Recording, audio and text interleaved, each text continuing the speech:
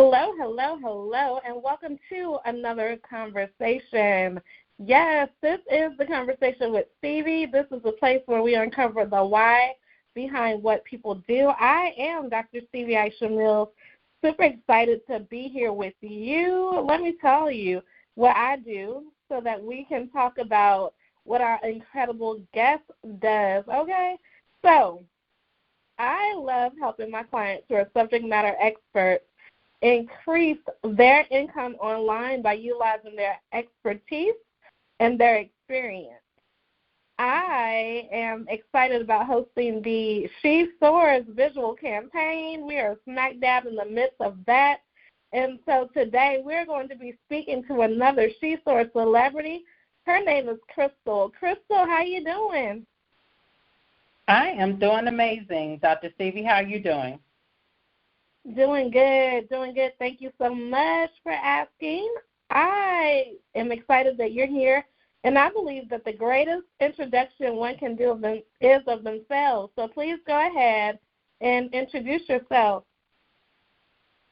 Thank you for asking, and again, super glad to be here. Hi, I'm Crystal Mance, and I help women heal from mental and emotional burnout by creating strategies to help them establish boundaries, reevaluate their priorities, find joy, and become the truest version of ourselves. Yes. So let's get into it. Let's talk about these boundaries, y'all. How can we best establish boundaries? Because that could be hard sometimes, specifically when we come from the faith community. So how can we tell people no? You know what, Dr. Stevie, that's an amazing question, and I thank you for asking that. One of the things that after, if I can say, going through experiencing a season of mental and emotional burnout myself, I had to establishing those boundaries meant I had to learn to say no. Meant I had to realize that Crystal is a priority, that what I want and what I need, and more importantly, what the Lord would have me to do and or not do, may require me to say no, even to some people that I may not want to say no to because of my care or loyalty or whatever to them or towards them, but it was necessary in order for me to become the truest version of myself, to be in the space and in the lane where I need to be. So how do you say no? By creating those boundaries. And what I also learned is that when I respect my boundaries, Dr. Stevie, so if I put boundaries in place and I'm respectful of them, meaning I'm intentional about my boundaries, I take my boundaries serious, I work at staying within my boundaries, then others learn to respect my boundaries, and they also learn to respect my no. That's so key, what you just said about putting yourself first and making sure that you're bound to your boundaries, and then allowing people to say, okay, I see her respecting her boundaries, so I'm going to do the same. People definitely operate with how we teach them to treat us. So I love that you said that. What would you say is the biggest boundary that you've had to set forth in your own life? Biggest boundary I had to set forth in my own life is taking off my superwoman cape. And so a lot of times, sometimes we mean well, right? And people ask us to, do certain things, especially if it's family members. That has been my biggest challenge. And establishing boundaries with my family, actually this past weekend was one, and I just had to stay focused with what I was intended to do and had already planned to do. And while it was a special time, it was just something that I didn't feel at peace that the Lord was allowing me to participate in or to go. And so it's really leaning into what I know to be true and right for me. And again, being family sometimes is really hard to say no or not right now, but I realize, again, when I'm intentional and respect the boundaries that I've created for myself, I'm able to be at peace and do what I need to do. So my biggest challenge, to answer your question, is saying no to family or not right now, or I just can't, and be okay with that and being at peace with it. Because sometimes it'll mess with you, even those that you may even serve in, even in the faith community.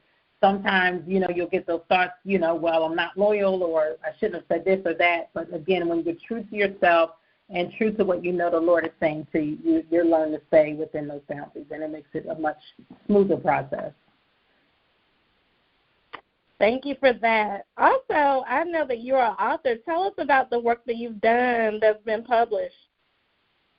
Awesome. Thank you for asking. So I am the author of R.E.S.E.T, Releasing Every Situation Encourages Transformation. And R.E.S.E.T is a book, my little book. I call it a nugget of a book because it has 30 life nuggets. So through my experience, as I shared, I, too, experienced mental and emotional burnout, and the Lord gave me 30 life nuggets to share with others about going through the process. And, don't negate the process, that the process is important, about forgiveness and healing.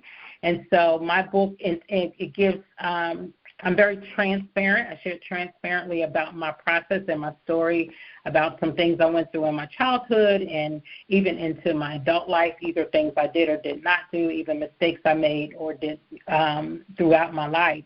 And so those life nuggets help encourage people to stay focused, and you got to put in the work. You got to be committed to. Don't be afraid to put on your construction hat and allow the Lord to heal your heart and minister to your heart, so that you can forgive and be in a better state. So R.E.S.E.T is about taking that opportunity to step back, to recalibrate, recharge, and reconnect, so that you can walk into a fuller version of yourself.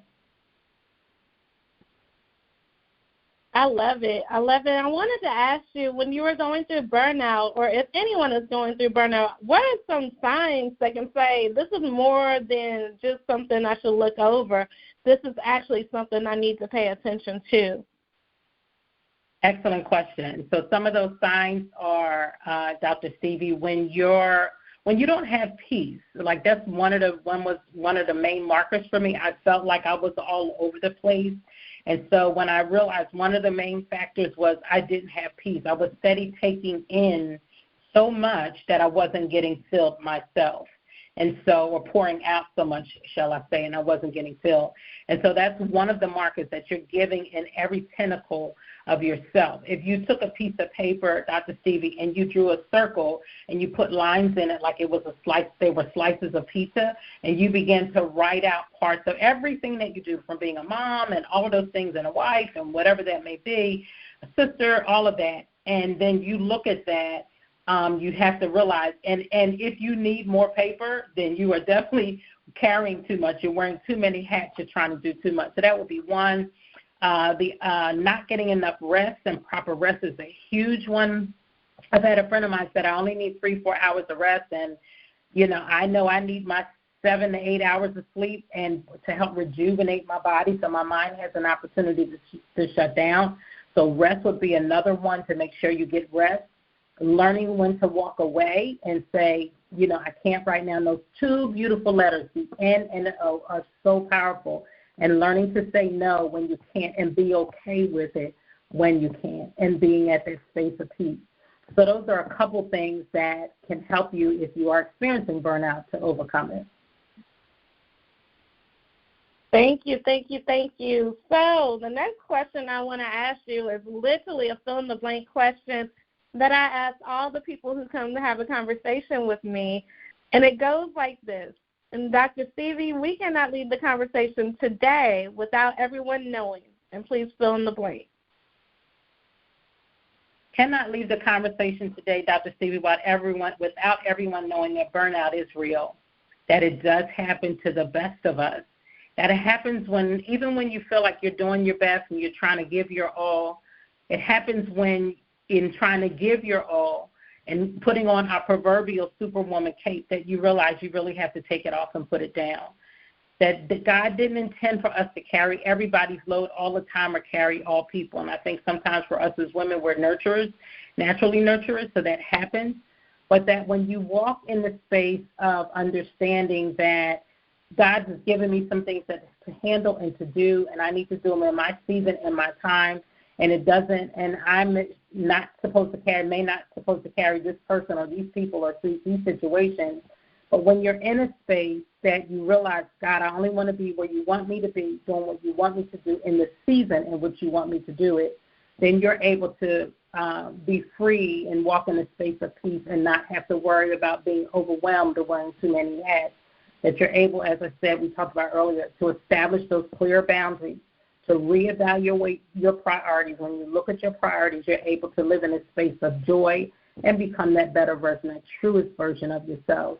So can't leave the day without saying, don't ignore the signs. Don't ignore when you feel tired. Don't ignore when you feel overwhelmed. Don't ignore when you can't think clearly. Those are true signs that you're overwhelmed and you're burned out. And it's time to step away, time to step back, and it's time to reevaluate and set your priorities.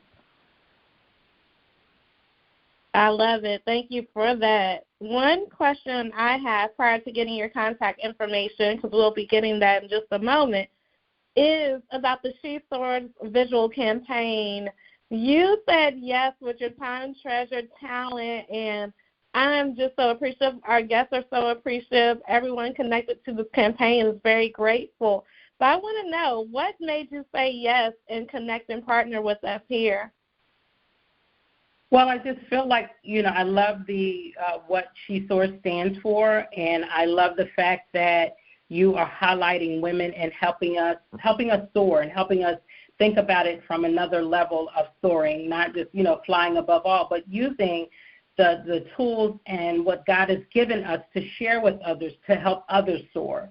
So realizing that this is really, Dr. Stevie, about greater than both of us. It's about those that will listen and hear it and how it will impact the lives of others. And so that's what made me connect with it and be a part and partnership with you and your team. It's because I think about it from that standpoint. It's something bigger than me, and it will reach to other areas and to other people that we would never know. I love it. Thank you. So, Crystal, first off, we have to say again, thank you so much for having this conversation with us today. I always say us because the conversationalists are listening in as well. And I want to really get your contact information, because one of the things I always do is keep this show about 15 minutes long. And the purpose of that is because if I ask all the questions I have, there's no room for anyone else to ask any questions. So we want to make sure that people stay connected with you. So please tell us how we can stay connected.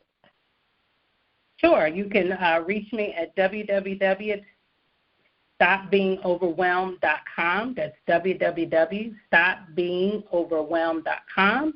You can go there and get my information and reach out to me, and I'd be happy to connect back with you and connect with you and set up some time to talk with you and talk further. Again, so many people, men and women alike, but specifically women, are more burned out than men at a rate of 32 to 28%, quite honestly. So that's where you can reach me at www.stopbeingoverwhelmed.com. Y'all heard it.